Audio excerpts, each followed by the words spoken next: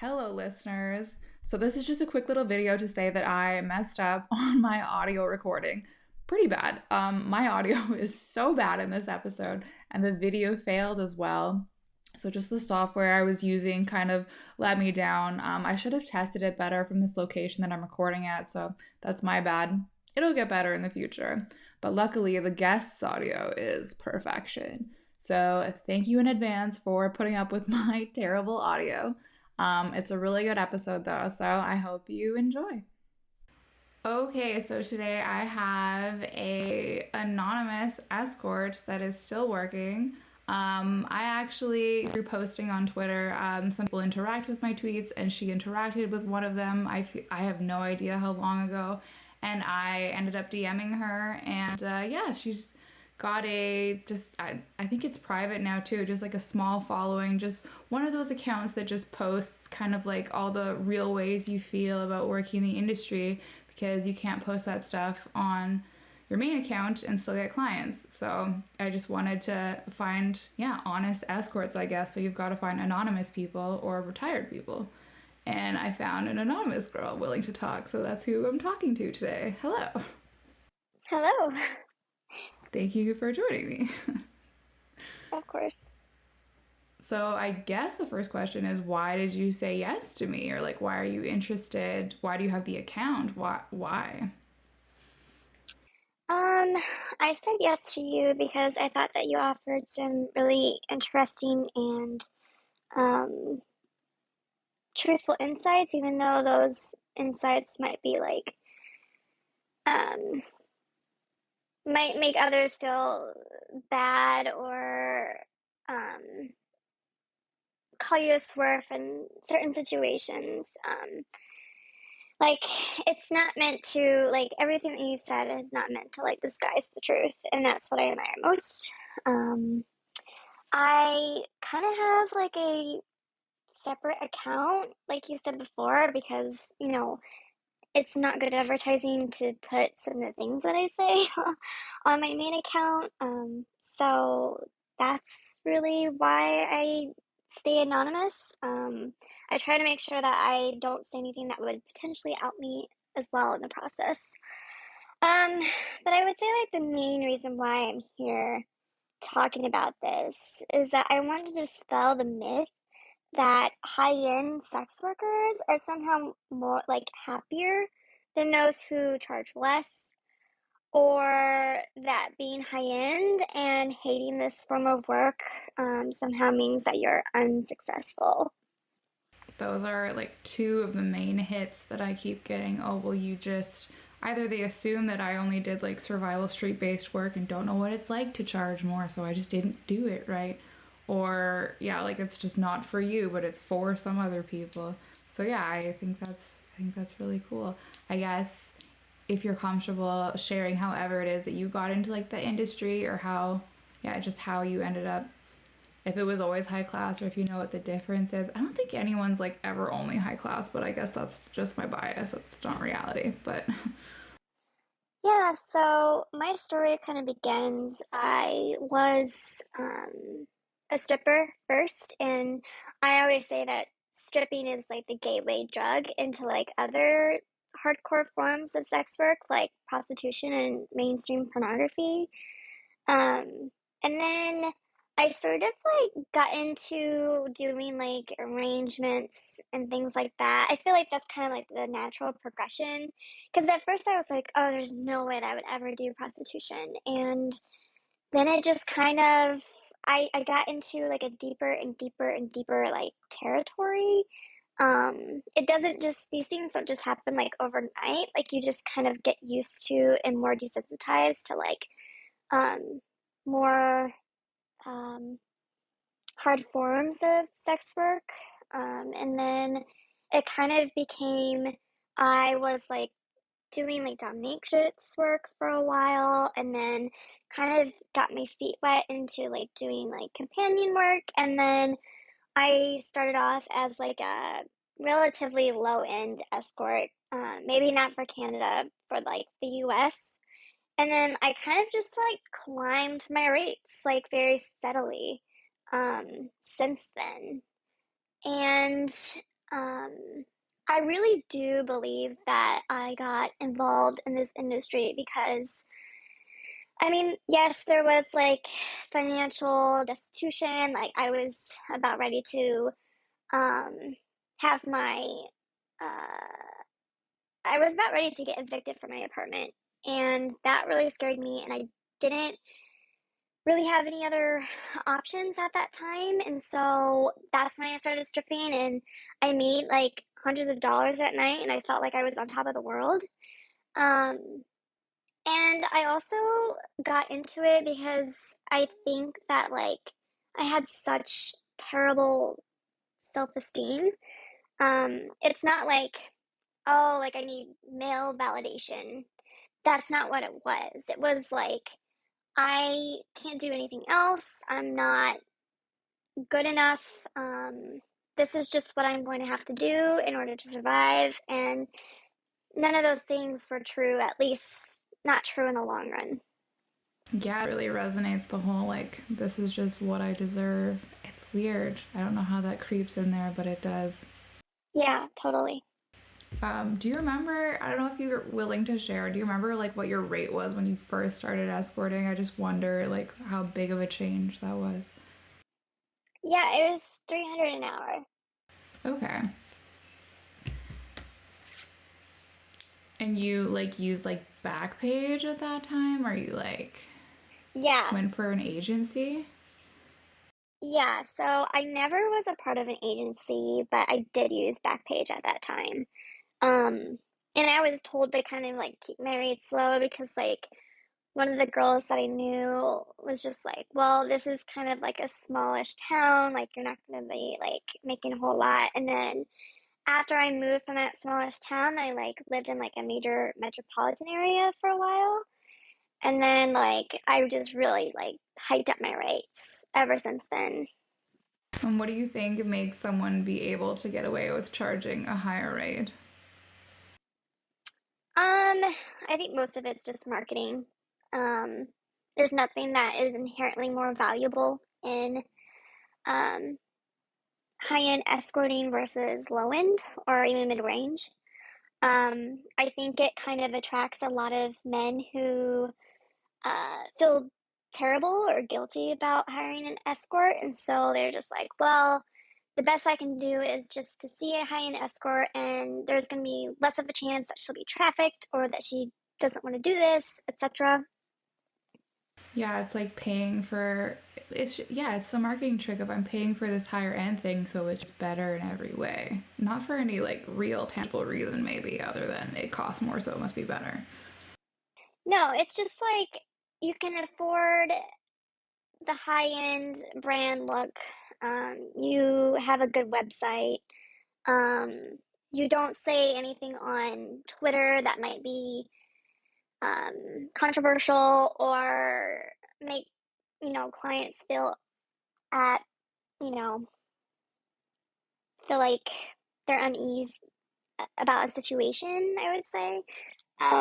It's really, I just feel like high-end escorting is mostly just like a ton of emotional labor and bullshit. It's a lot of telling clients they're not doing a bad thing and that you love your job. Yeah, exactly. And so you said that you made your whole Anon account just to vent, even though it's basically to no one, but that doesn't matter. It just feels nice to say the truth. Basically, it gets like bottled up, and makes you lose your sanity if you can just never express reality. Yeah. But why would you keep being an escort though? Like if you made all this money stripping, and then decide to have arrangements, and I get that it kind of stops being like a big deal, but yeah, do you know like if someone asked why would you keep doing this job if you don't like it, what would you honestly say back? Um, I think, and this is actually something I was thinking about yesterday, I wanted to talk about today, that there's a certain point of time where I really could have left the industry and would have been completely and totally okay. Um, and I didn't take that opportunity because I didn't have any other skill sets at the time, even though I was kind of working towards that. It was in like 2018, 2019 is when I could have left but didn't. And like I was working towards like what I'm doing now. Um, and it was just really unfortunate that at the time I just felt like, well, this is just what I have to do. This is what I've always known, and I'm just going to keep doing that. And then I think as time went on, it became harder and harder to leave because of the fact that, I mean, 2020 was like a really messed up year, and I felt like that held me back a lot. Because of like how the world was just like shaken up because of COVID-19. Um, and it was just really hard. It was a really hard year for not just me, but like other sex workers as well, I'm sure. And so then during that time period, I got into like a ton of debt that I did not want to like be in the first place. I had like it was kind of sprinkled. It was like medical debt, credit card debt, um, and then student loan debt as well. So it was just a lot of overwhelm. And so now I've paid off like a lot of that debt, and I'm still like kind of working towards like paying that off. Um, and right now I'm just sort of working towards like applying to jobs, which I have been doing, and just also understanding that I'm not going to make nearly as much as I've made as an escort in like the career path that I want to go down. And does that bother you just as it enters your mind? Are you like still like, oh my god, how am I gonna live? Or I think I'm like to the point where I just don't care anymore. I'm so burned out that anything, like any job offer or interview that I get, I'm just so hoping that like this will be like the end to like the nonsense and like being in situations that I absolutely dread every single day. okay, but I'm gonna continue on this. But you said you could have exited, but that means that you had like enough money saved. Like, what do you mean you could have exited but didn't? Like, do you just mean like you saved enough at the time? It was just like financially you could have stopped. Yeah, yeah, so I actually saved like well into the six figures at one point, and like that would have been a really good time to exit and just sort of like focus on like um doing some like work on the side, obviously to kind of like support myself every month. But I could have really been focusing on like the work that I, want to do as a career as well, and I didn't do it. Um, so Okay, gotcha. Yeah, I feel like our relationship to money is kind of like fucked. I say our, and I know it's not everyone, but I think just right. in general, it's like a safe assumption to say that our relationship to money is like you make a lot of money at once. I think sex workers often give it away a lot too, like to family members or friends or something because we make it so fast. And then it's just like you think all of life is like that.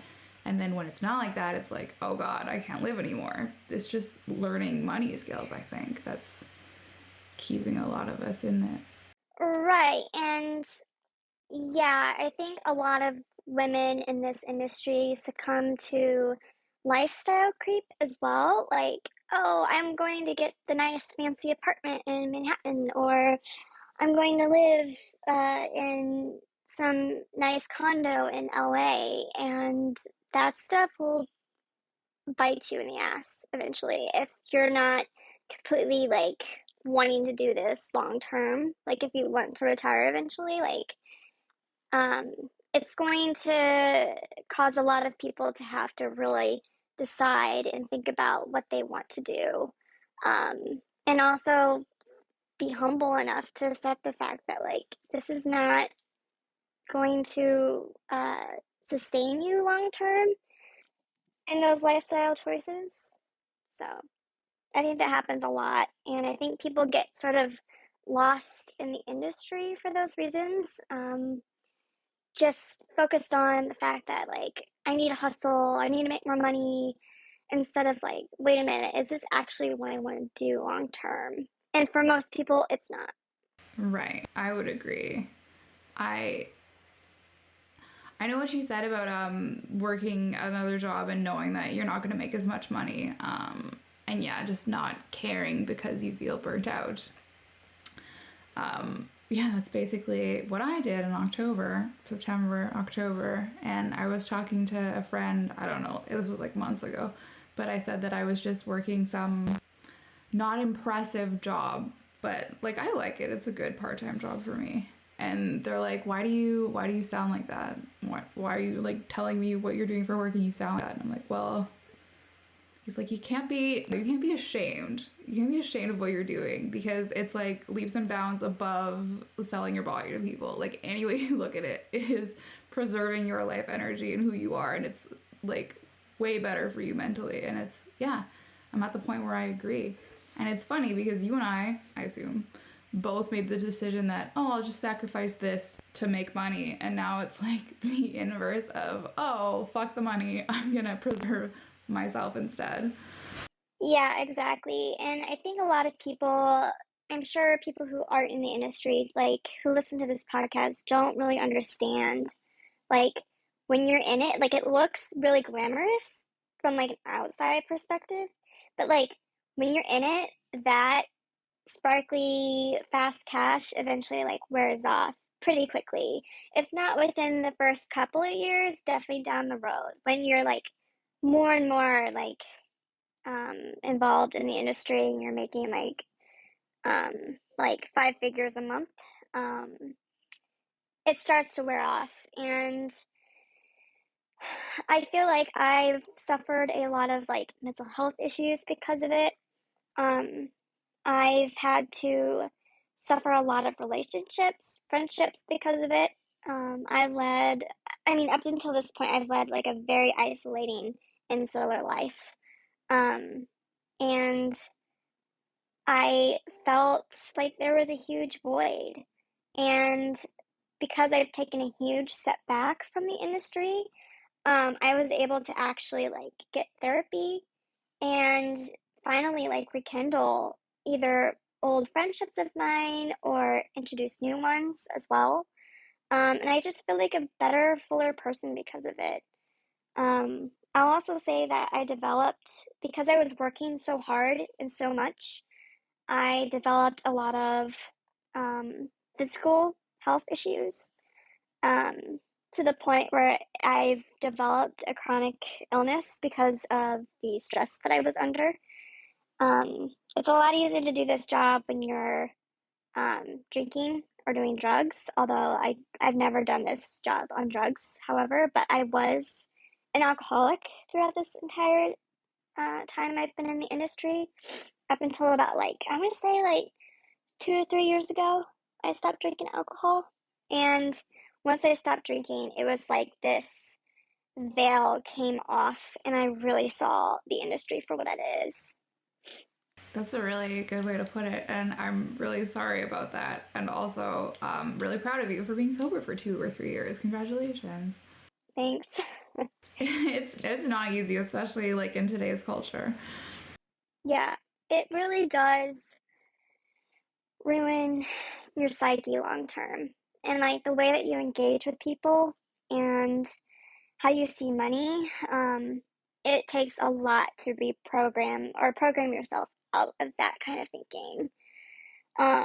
Luckily, I was never the kind of person that um, moved that sort of like transactional relationship from like client to like provider into my personal life.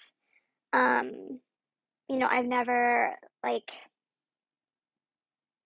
saw my friends as like, oh, these people can just like do stuff for me and I'll just do stuff. It's not that way at all. And usually, like, no one can ever do 50-50. It's always like, especially in relationships, it's never 50-50. It's always like 40-60 or 30-70, and it switches up, and that's completely normal.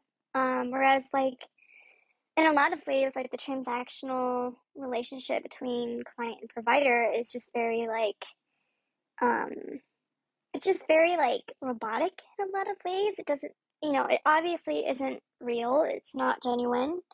Um, it's just hard to find a connection with people who are, you know, twice, three times your age. Like most of my clients are in their like late 40s or 50s or 60s, sometimes even 70s and 80s.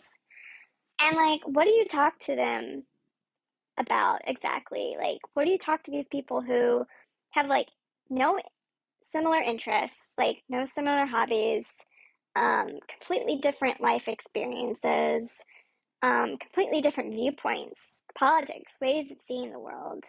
Um, like the only thing I can talk about is just like small talk and like, traveling seems to be like a huge topic of interest that comes up in sessions of mine.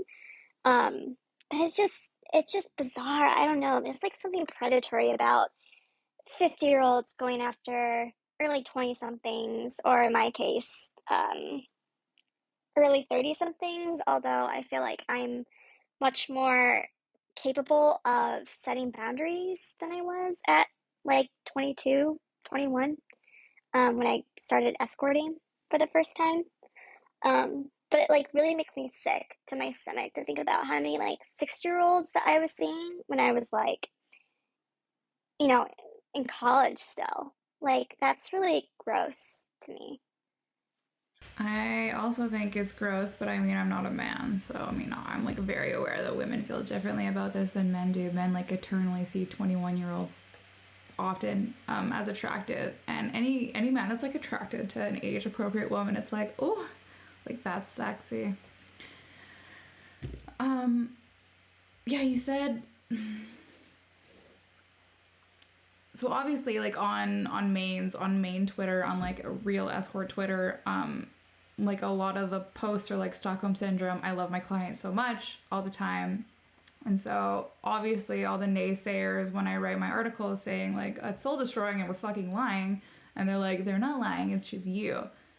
Do you lie on Maine? Do you say that you love your clients Oh yeah. and you're lying? What? Oh yeah, all the time. It's bait. It's bait. It's marketing bait. It basically like loops people in. And I'm sure that there's some escorts that really love what they're doing. But like a lot of people that I've known for years, that have been doing this for years, they're just very jaded people in general. And like, yeah, you might like your clients the first few years when you're like, you know, really, you know, hitting it hard and making a lot of money and you're new and people like the new girls.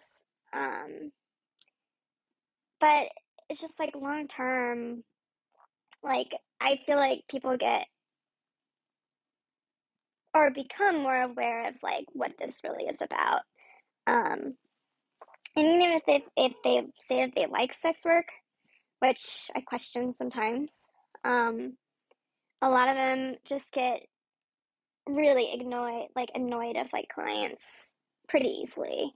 Um, so Sure, I've never met a girl like talking behind the scenes, whatever, having a drink that's like, oh, I love fucking my clients. Like, never have I ever.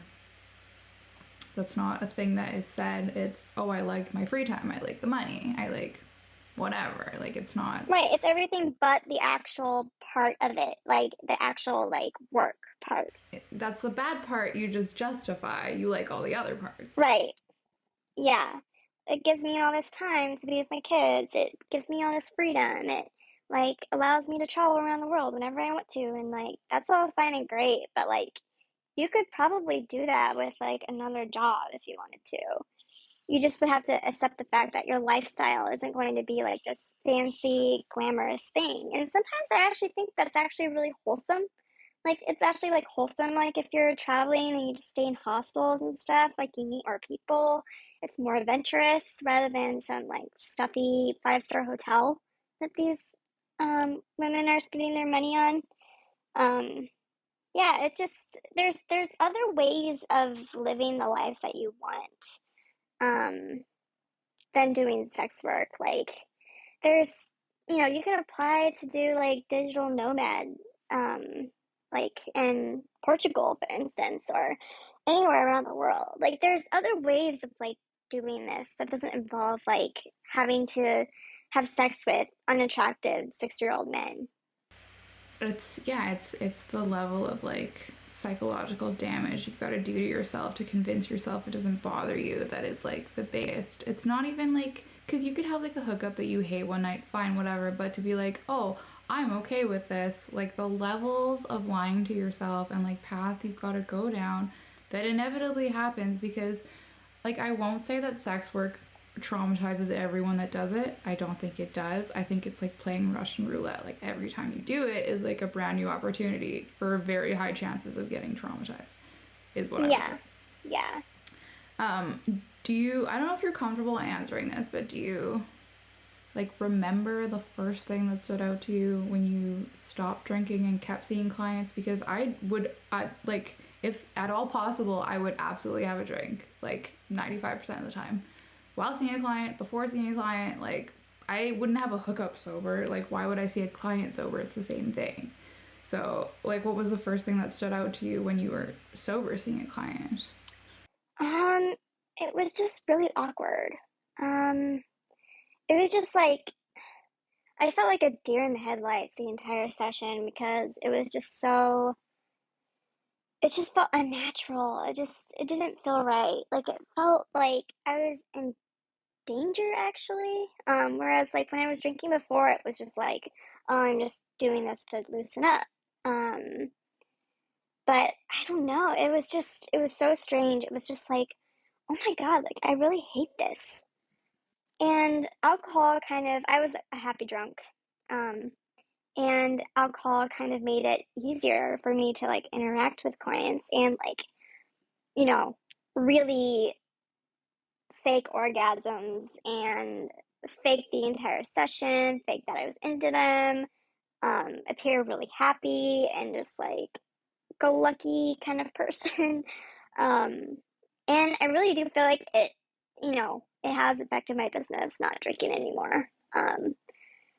I still see like regulars and everything, but it's not the same. And perhaps it also like after the pandemic or during the pandemic, however you want to view that, um, it was just like I really do think like the glamour sort of wore off during that time, because it really was just like I would hear my regulars talk about how important I was to them and how we shared such a close connection. And like, even though I understood it all was fake, they were legitimate about it. Like, they were really expressing how they felt. And, you know, when, shit hit the fan globally, um, however you want to view what COVID-19 was like, your opinions, whatever, like they just kind of like dropped off.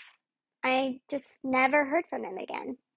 Um, and it's not like, you know, a lot of people, even if you wanted to work during COVID, a lot of people weren't doing it because they were afraid of contracting this virus. So it was just really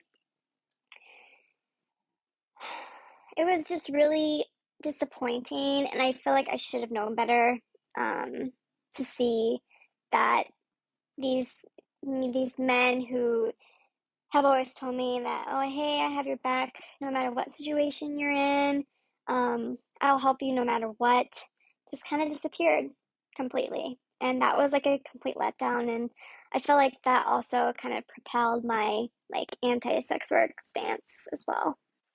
I mean, yeah, the fact that you're a luxury becomes apparent when there's a crisis because you are. You're not part of their real life. It's all lies. And it's like not convenient to realize until, yeah, there's an emergency. I'm not even sure that it's intentional. I think that they do believe that when they say it to you.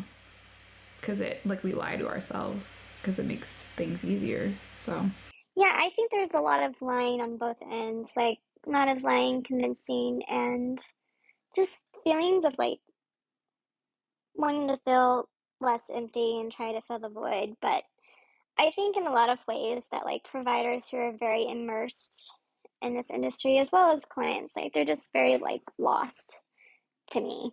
Um, and that's what I appreciate about being anonymous so much is that there's other anonymous people who just they know what this whole game is like. They don't have any false pretenses about it. There's no, this is so great feeling. Um, I just feel like a lot of people like lie to themselves about this work, and that's actually like more damaging than being honest about your like being honest about your situation and how you feel about this. Yeah, but like we said, you wouldn't get clients. Did you say that you hate all of it? Because I've written that I like talking to the men. Like I love talking, sure, but like any of the intimacy, like I would have never engaged in otherwise. And I keep people that don't actually read what I write are like, oh well, you hated all of it. You were just like not suited to this. And it's like, no, I think you can like a person, but still not want to have sex with them and only be doing it for money. Did you feel that way ever? Yeah, so there's actually a couple of people that I've seen for a long time who come to mind, and like I really took a liking to them. Like I thought that they were um, really cool people. We shared a lot of interesting, wonderful, encouraging conversations. They're just very down to earth people. I've traveled with them, like I've gone overseas with them, even. And, you know, it's like we had like personal chemistry, but like when it got time to like, you know, have sex with them, it was just really gross. I don't know. I just did not like that aspect of it. But we like shared a connection and everything, and I considered them at the time to be my friends. Um, Even though I don't really see either of them much anymore. And then I think like the fact that it's given me like opportunities that I never would have had before in like such an easy way. That part of it was good. I mean, that's not really a part of like the actual like labor or work part, but it did help me like reach a lot of my goals that I had. And that part is great, but again, at what cost? Yeah. It's a like I want more free time is like that's a great reason to pick a job. It's not a great reason when you consider the trade off is penetration from strangers. It's like yes, but no. Um Right. And I feel like as a high-end escort, like, I mean, I am, I feel like I dodged a lot of bullets, um, throughout my time. I mean, there is a risk for everyone, but like the risk for high-end escorts, like, goes down quite a bit. Like, um, while like anything can happen to you, and I'm fully aware of that, and I accept that, like, I do think that there are less scary people that I see, or like less like people, or less situations that I could find myself in that are like really scary and violent. But that doesn't mean that I don't have PTSD, which I do. I do have PTSD from this work, and I disassociate and like all throughout it pretty much. And I've just learned how to do that, and I think that's really unfortunate. Um, I've been stealthed a few times by clients. I've been recorded without my permission, and God knows like where those videos are. Um, they're probably either online or they sold them off to people. Like who even knows?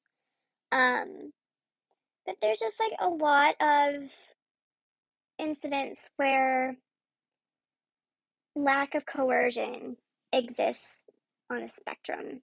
And I always tell people that it's not like either or.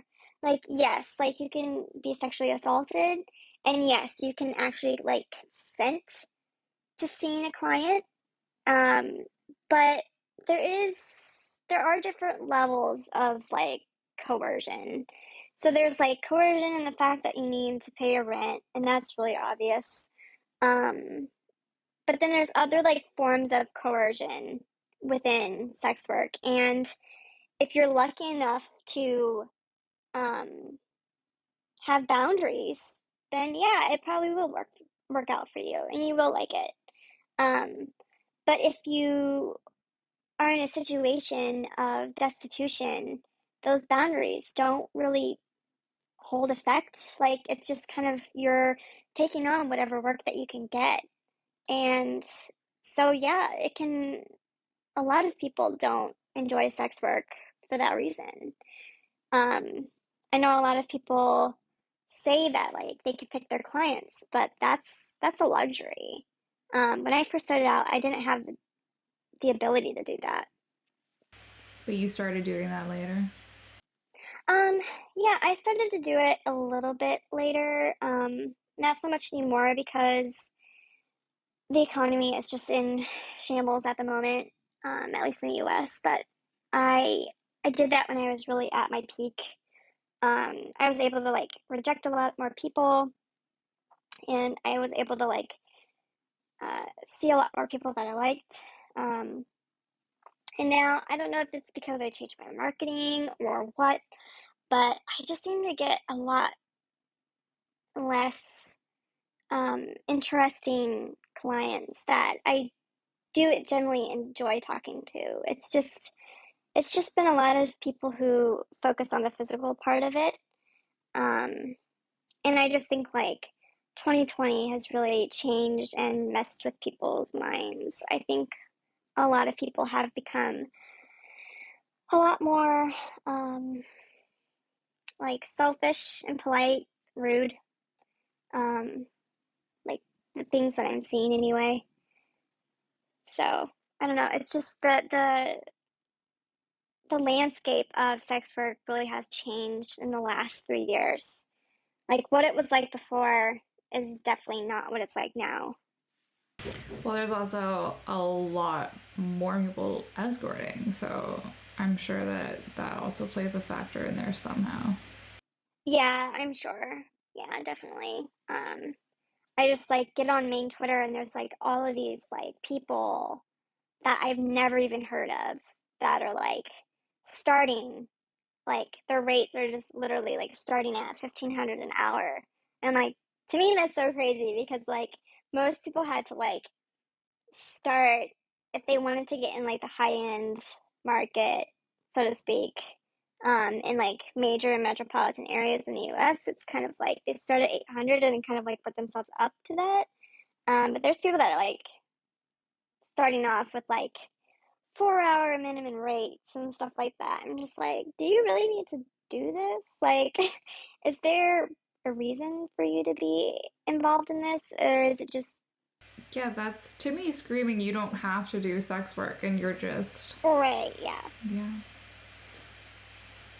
Yeah, you said you think some people can like it. I'm not convinced. I think we just like the money, yeah, and then just justify it because I'm not convinced. Because, like, obviously, we've both been in this situation hundreds of times of being literally naked with someone you don't know touching you and, like, looking, like, it's the look in the eyes, you know? yeah. And it's just wanting to be desired and you being like, how could I don't know you? You're literally paying me for this. How is that anyone's ideal life? Like, I couldn't, I'm not gonna believe it. It sounds like a lie, so. Yeah, it just feels like, I mean, I really do think I do agree with you that it's really just for the money. There's no other explanation for it because there's no way in hell that you would be messing around these men for a minimum wage. Right, Like, yeah. there's just no way. Um, and like everything about the interaction, it just feels so slimy to me. But yeah, it's like the look that they give you is just like hungry, like frothing at the mouth animal. I don't know how else to describe it, but that's how I see it. How did you find out that you have PTSD from this work? Um, well, I was clinically diagnosed with it, like based on like my symptoms and stuff, but um, I was having a lot of terrifying nightmares at night that were crippling me in my daily life. Um, it was also that I had a hard time functioning as a normal human being, um, on a day-to-day basis. Um, like I would go back to places where I saw, or like where I saw people who I had a terrible time with, or I was raped, and like just get like this. I would just have like an onset panic attack. Like I would just be like shaking and hyperventilating. And that was really scary.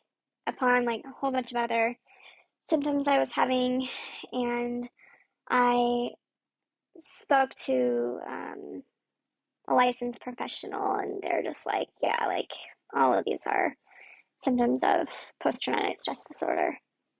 Yeah, I don't know. I never like saw a person, but I read like whatever PTSD books, and like I got whenever I was relaxing, going for a walk, sitting there like enjoying myself, relaxing, like flashbacks of like clients' faces, like their eyes, like them looking at you. Like I just it's like endless movies that like won't stop playing and I can't like make Yeah, it stop anytime I'm trying to relax, and it's like yeah, I what do you do then? Because when you try to like relax, yeah.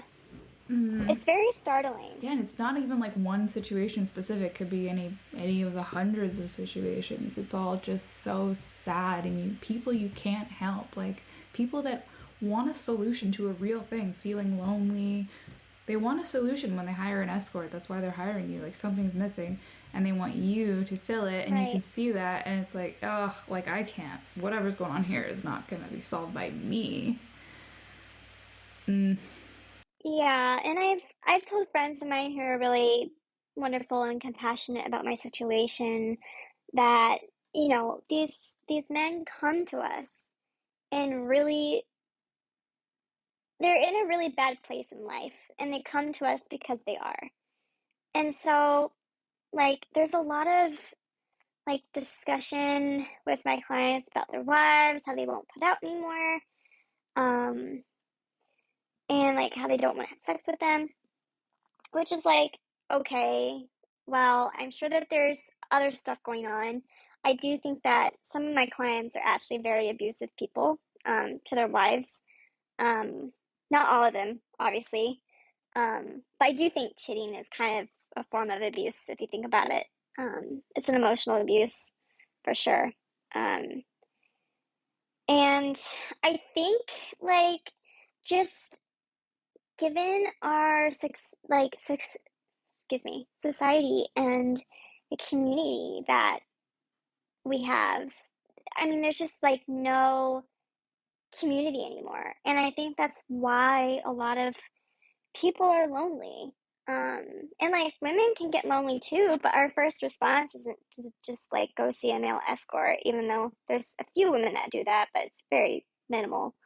Um, like I think men like associate, and they've been socialized to associate like sex as this thing that I do to feel less lonely or to fill a void.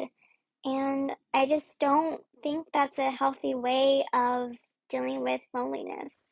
Um, if like I had a penny for all the times that my clients wish or tell me that they wish that they could have divorced their wives without causing any impact in their life, like I would probably like be out of the industry by now. Like it's just so common. And I just don't understand, like, there's no one, you're in a good financial spot. There's no one that is holding a gun to your head, forcing you to be with your wife at all. Um, and in some ways, like, though I think divorce should be discouraged, like, I think people should try to work things out in couples therapy. Sometimes it's just a matter of conflicting, like, priorities. And I think in those situations, it's healthy for both people to like seek a life that they want or seek a person that they want. Like you know, if sex is really important to you, you should definitely be with someone who like is also feels that same way. Or um if you sort of, have like this desire just to kind of be like a stay-at-home mom, or like, I don't know, like, what I'm trying to say is that people need to like find other people that sort of like fit their lifestyle or like what they want out of life. And I think a lot of clients of mine just married because of like family pressure and not because they actually enjoyed or truly loved their lives. But see, an escort seems like a perfect solution for them. Why would you say an escort isn't a perfect solution? I just feel like it's a band-aid to the problem. It doesn't actually fix anything. Um, I've actually dated a couple of clients, and though like they're both terrible in their own ways, one of them actually said that something that was like very profound, that I never like understood from like a client's perspective. And they were just like, you see an escort and you feel good for that time being, but then like there's just like this wave of loneliness that comes over you afterwards. It never goes away. So you're constantly searching for this next high or this next like help me fill the void incidents, or situation. So it's just never ending. It's really hard to find people on, I understand it's super hard to find people on dating apps, and like, it would be hard to divorce your life and like uproot your family, and like, your kids would not, be in a happy situation, likely, who knows? But like, nothing is worth the, um, that kind of stress in your life. And there's always ways of figuring out how to co parent in those kinds of situations and like divorce situations. Um, like there's tons of people that like you can meet at similar interests, hobbies, activities.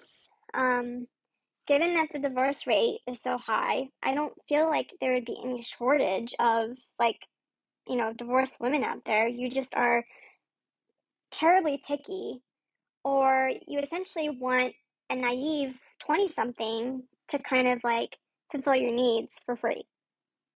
I think a lot of the guys, a lot of the clients that I had said they wouldn't get divorced because of how much it would cost them. Like a lot of their businesses are in their wife's and their name. But Yeah, yeah, if you're looking down like the next 30 years, like is a bit more money worth it to you? Like is that the only thing that's going to make you happy? Look at it's funny. It's two people looking at money is the answer. right. Yeah. So you're telling clients not to come see you as a solution. I mean, it's a double-edged sword, right? Like, I think no matter what I say, people will still keep coming to me no matter what. Um, or just using, escorts no matter what, because it's an easy solution to a larger problem. Um, but at the same time, yes, I kind of have to have clients see me because I have to pay my bills. That's just, you know, it's just a fact. It's just a harsh truth at the same time. Um, but yeah, I mean, clients can totally, um, I guess what I would ask them is like, does your freedom actually matter to you? Like, to me, freedom is priceless. And if you can unchain yourself from a unhappy situation, then do it. There's no need to go behind anyone's back. And for a lot of women, like infidelity would be a cause for divorce. So you can't say, "Oh, this isn't a big deal." Because it is. Because if they found out, they totally would file divorce papers. Um and I just think that like even though your wife could be like really wonderful, except for the sex part, like I still think that there's a lack of communication there. There's still a void. If you're seeing escorts, there's still a void, no matter how close you are to your wife. Um, yeah, do you think that we're the homewreckers in that instance? Like when a client sees an escort, and maybe like the wife finds out, or I don't know what. I don't know if you've ever been like contacted by a wife. I only ever was once, and it was like my first year of escorting in the UK when I was 21, and we'd sent maybe 2 or 3 emails back, and I met the guy once for an hour, and he just talked about his new baby and wife. Like we didn't kiss or have nothing, and that was it. And I at the time called men stud. I don't know what I was. I was like, I'm just gonna call every guy stud to be like more like friendly or whatever. And so she messaged me. She's like, "You guys already have pet names for each other." And like this man hired me for an hour once, if you catch my drift. And all he did was talk about his wife and kid. I think he just wanted someone to talk to. And then I got a message from that guy like 2 months or 2 weeks later saying, "Oh, thanks for saving my marriage." Yeah. And then I don't know, a couple months later, I knew this other escort that I worked with briefly, and she was talking about this guy she saw, and she like described him, and I'm like, as his name like Bob, and she's like, "Oh yeah, do you know him?" And I'm like, "Yeah, they had sex and everything." So like, men are full of shit about this. I'm not ganging up on men. I think men are lonely and need help, but it's like there's lots of lying. But anyways, are we the homewreckers in this instance? Do you think it's fair to say that we ruin marriages? I guess. Um, I mean, I think that there's two answers to this. So like the women who encourage men to cheat on their wives, on like social media, or they just like completely lack empathy for um people who have been cheated on, or just have this really callous attitude towards like wives or women in these situations. I mean, I hate to say it, but like, yeah, that's kind of home wrecking. Um, or just being like proud of the fact that like you're fucking these women's husbands, or these women's husbands. It's just like really, that's like really bleak, um, and a horrible outlook. However, I think that like, you know, people who are just trying to pay the rent and are in like places or circumstances where like this is it, and they don't actively encourage men to cheat on their wives or whatever, like I think that's a different story, because they like reach out to us. And I don't think that we should take the blame for men's choices. I don't think we should take the blame, but to say we weren't involved in any way is also a lie. So yeah, I don't know. I don't know why I was thinking about that the other day. I was talking to another escort in my Yeah, I mean, DMs. I think that there is like a sense of like responsibility that we all have to take. Um, but ultimately, like if in these situations, like um, if a man reaches out to you or just reaches out to anyone, um, and you know, you follow through with it, yeah, I do think that there's some responsibility placed on like the woman in this situation or the other woman in this situation. But ultimately, like he has the choice at the end of the day. Yeah, I'd never contact a client first or want to hang out with them. They sought me out to pay me for something. Yeah, exactly. And what would you say about the single clients? Um, something I've observed about single clients, or like even the ones that have been divorced, there's kind of a reason why they haven't found anyone. Not in all circumstances, and I totally understand that, but like a lot of them just have like really poor communication skills, that they've never really worked on. Um, or they're just very strange and like socially awkward, which like, I understand. Um, but like it's still kind of strange at the same time. Um, and sometimes those are the kind of clients that you almost want to steer clear from in some aspects because, like, they're the ones who tend to be um, really, they tend to fall in love with you, quote unquote. And I just think that's a really dangerous um, situation to be in when they fall in love with you because as soon as they understand that this is fantasy, all of this is fake, uh, they lose control.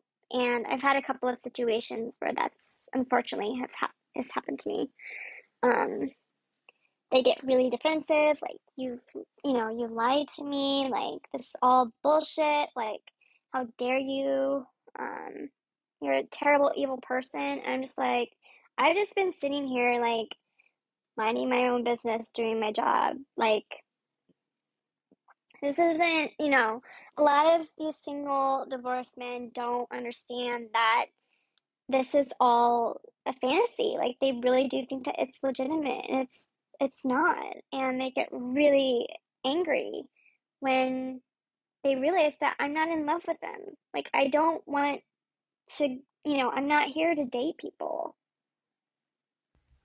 See, this is why you'll never convince me the industry is good or healthy. Like, we lie to these men, and they know that what they're paying for is unwanted sex and a fantasy. And it kind of just gets to the point where it's really inhumane. Like, if you think about how much lying is going on both ends, that you start to think, well, this must be real because that's like it would be dehumanizing from both ends to actually engage in that just for money. Yeah, I think that you can probably like figure out um someone's someone's feelings about having unwanted sex with you by body language, but I think men just like ignore it because what they want is more important than like obvious signals that they're picking up on. How long have you been in the industry again now? Sorry. A little over a decade.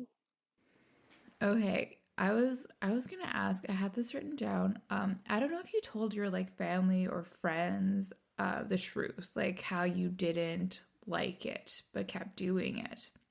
Like I feel like if you told like a friend or a family member that you really didn't like what you were doing, they'd be like, "Well, why do you keep working in this industry then? Like just stop."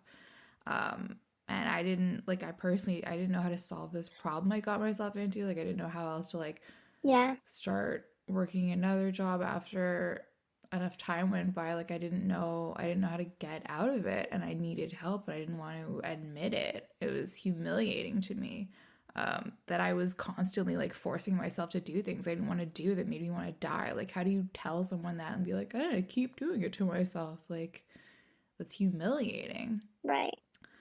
Instead, I basically opted to focus on my resilience and call myself empowered, um, whenever someone asked. And then when I told my like family, I also told them that I was like all fine and good. I just wonder like if you told the truth, or if you, yeah. Yeah, so I think with my family, I really covered up the truth a lot because I didn't want them to worry about me. So I would just be like, oh, this is like, I was actually outed to them. And when they first found out about it, they like flipped. And I mean, who wouldn't? No one wants their daughter involved in prostitution. Um, and like my parents were still together, and you know, like I grew up with a pretty normal household. Um, I never came from like crazy child abuse situations or my dad left me or all of these other like um, stories that are common with other women in the industry. um, but I think most what really mattered to me was that they were concerned for my safety more than like, is this morally okay?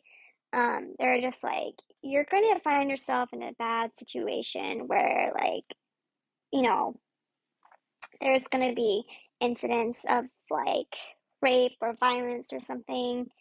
Um, and my dad was like, if any of that were to happen to you, I would not think for a second about like basically ending that person's life.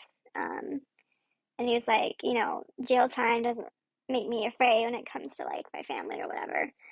Um, so it's like I sort of just like told them that I was okay with it and that this was a way of paying off my student loans or getting me through college. I sort of framed it in a empowering way. Um, like it was a good thing, or that I was safe because I was charging all this money for it, or like I would use like this car story that I would tell him, like, you're gonna take care of things that you spend more money on, like a Lamborghini, for example. No one's going to beat up a Lamborghini. Um, but as a human being, like, that's not true. Like, violence can happen to anyone in this industry. And there's really no course that you can take where you can actually, like in the US, this is completely illegal, um, except for like places like Nevada. And even then, it's very like legislated there, very controlled. Um, like there's no course of action that you can take to like legally go after these people if something bad happens to you. Um, and I know that even in other countries where it is legalized, like the police don't really care either. So it's not like legalization or decriminalization would change like how men interact with us. Um, so yeah, I mean, I kind of just made it this flowery, like wonderful thing that kind of came into my life when it was anything but, of course, and I knew it. I knew it deep down. It was just all nonsense. Um, and then with my friends, I kind of like I was more honest with them about stuff that was going on, but when I knew most of my friends, it was like in college, kind of after post college a little bit too.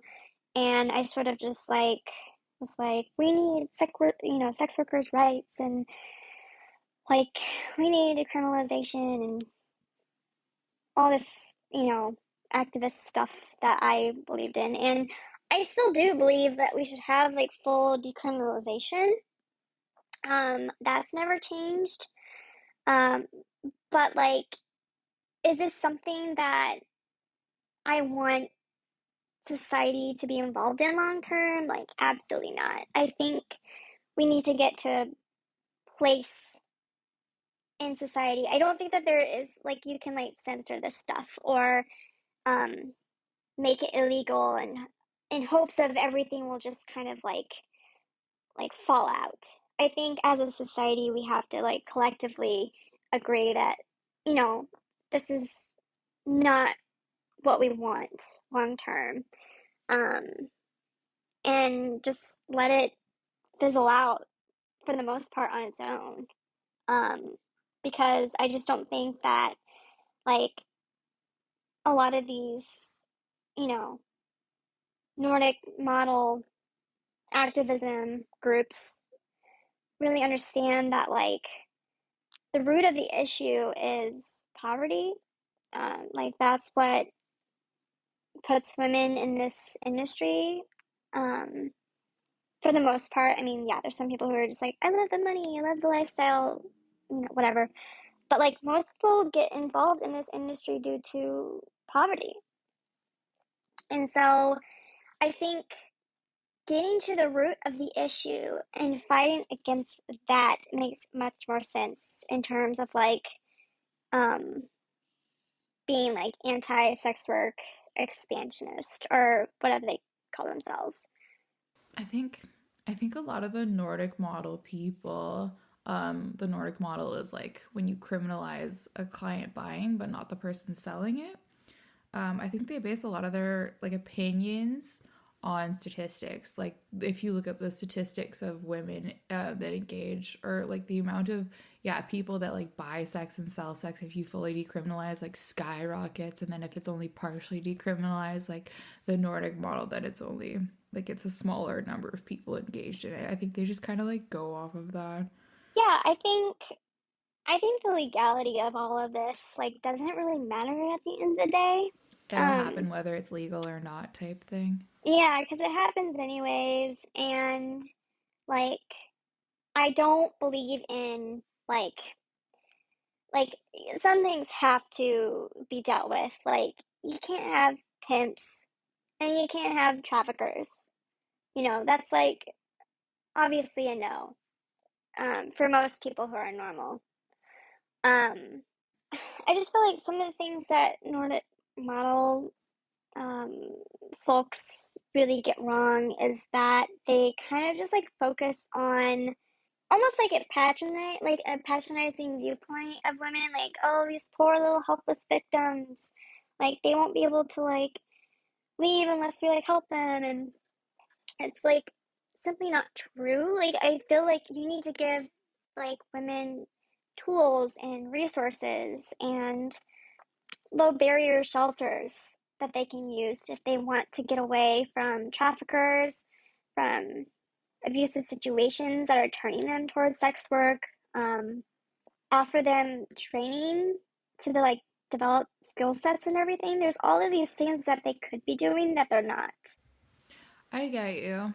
It's really hard to leave the industry. Honestly, I sort of keep out of the partial or full decrim conversation, like for the most part. I don't think policy will be made on my personal opinion, and I think other Yeah. people like know much more about this than me.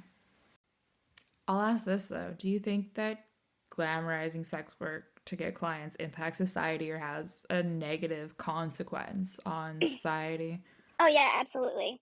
And even in the last like 5 to 10 years, there's been like this shift of viewpoint that has been kind of penetrating a lot of like um, mainstream uh, forums and places people gather on the internet, like social media sites. There's been like this push, especially on places like TikTok, um, to view this industry as like this wonderful, glamorous thing that like you make tons and tons of cash and piles of money so quickly, and like this is all great, and you get to live the high life, and you know like I said before, like that is what it starts off as, but that's not where your mindset is when you get through all of that. But I'm just trying to get clients and make money. It's not my fault what society does or how anyone else is affected by my marketing. Obviously, it's just marketing. Yeah, I mean, like I don't think that empty slogans like sex workers work is doing anything anyway.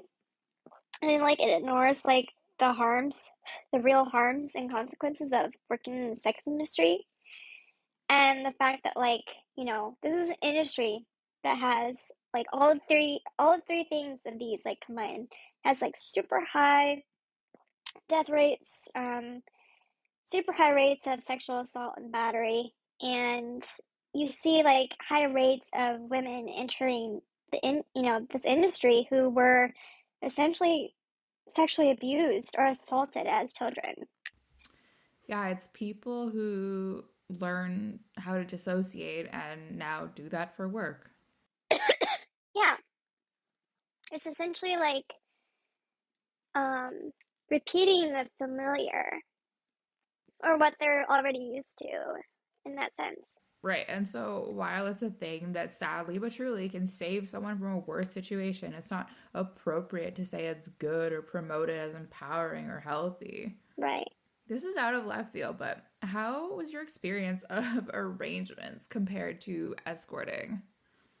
Um, I feel like arrangements are essentially like uh supposedly like prostitution, but without like the prostitution label, if that makes sense. I feel like most of it is basically prostitution, um, but like there's just more work for less pay, essentially, um, as you probably know.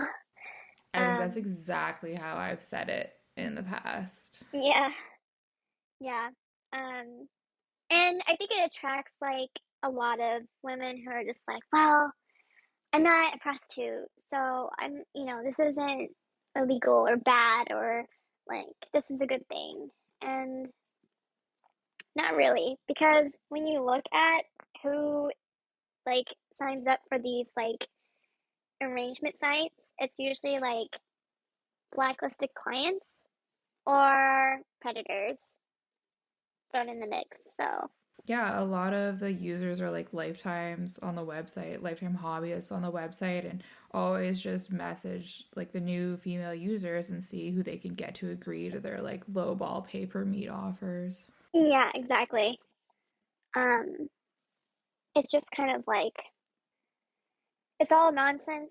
I mean, much of the industry is nonsense, but it's just not. Uh, I always say, like, you know, a sugar baby is 2 weeks away from becoming an escort when she gets super tired of dealing with these clients who don't know what they want on these arrangement sites. Um, like, they're very demanding and controlling.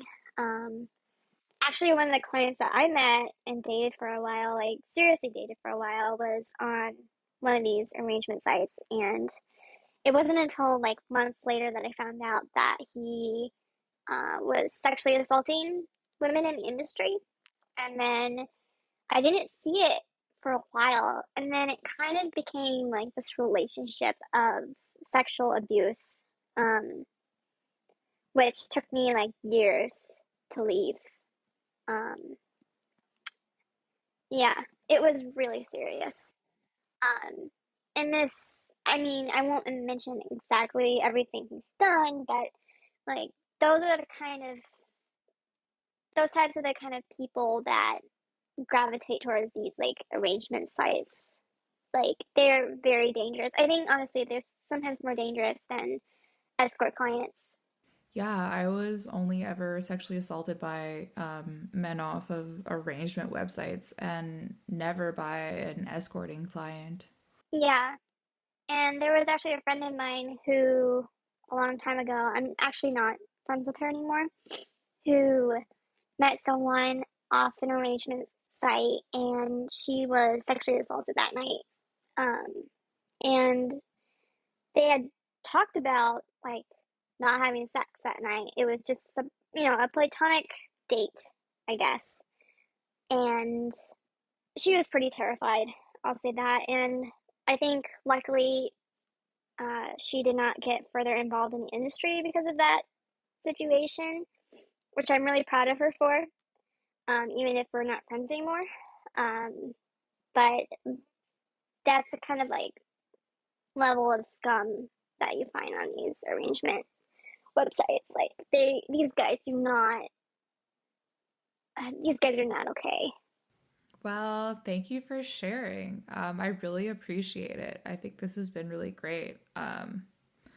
There's so many things I want to talk about that I don't know how long we should like make this. I think that might be a good place to leave it for today. Was there anything else that you wanted to add? Um, Let me see. I would like to tell. I mean, what's weird is being kind of like in the middle or like existing in this middle of not being pro sex work, but like also not really aligning yourself with the pro model or the pro Nordic model movement.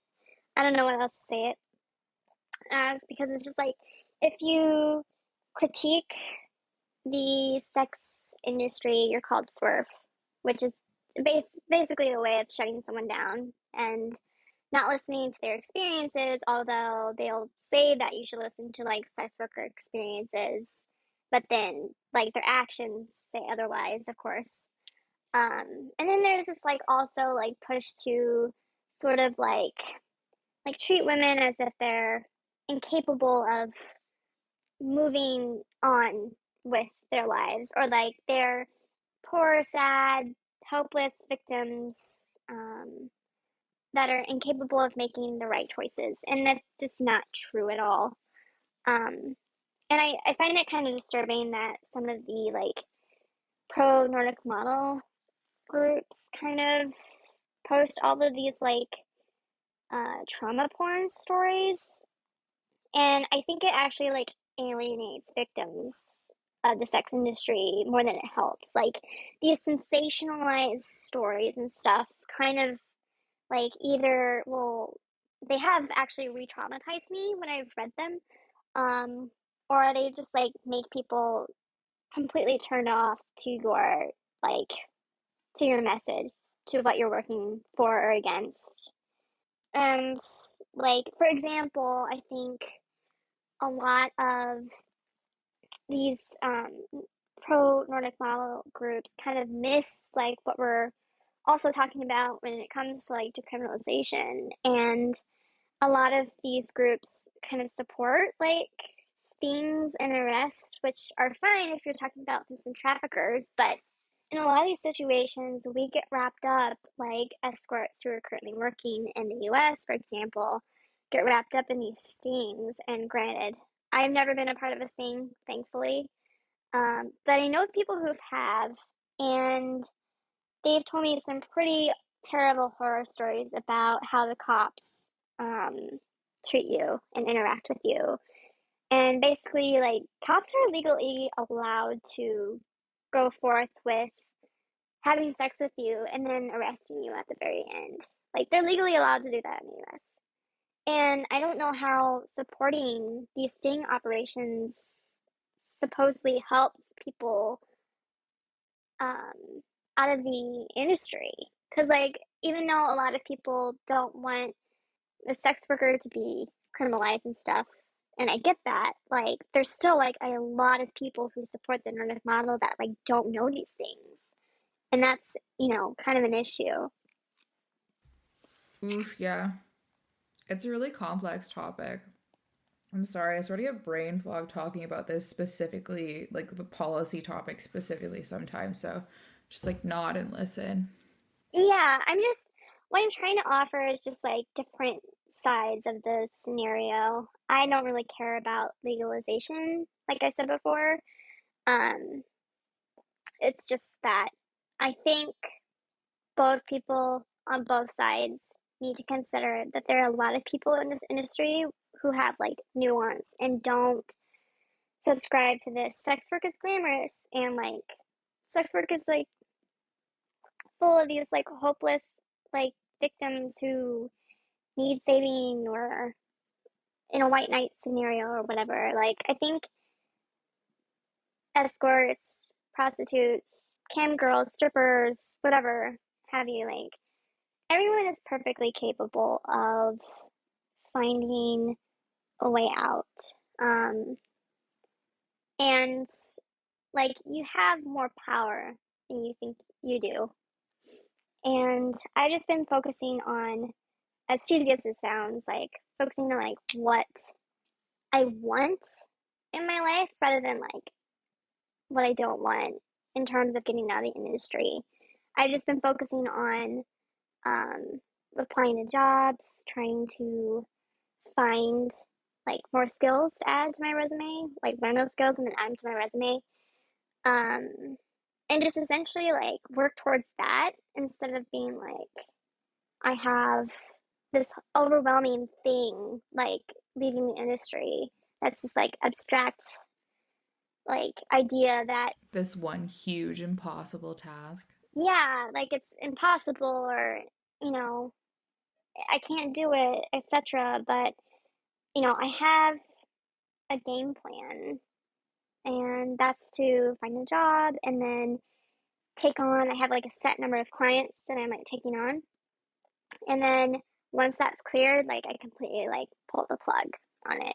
So I guess like what I'm trying to like say is that I I think that there are certainly a lot of people who have to do this in a lot of ways because like there's like no other choice. But I've actually never met an escort personally, like over coffee or lunch or dinner, who needed to do this. Like they were perfectly like capable people of exiting or leaving this industry. Um, like you have more choice than you think that you do.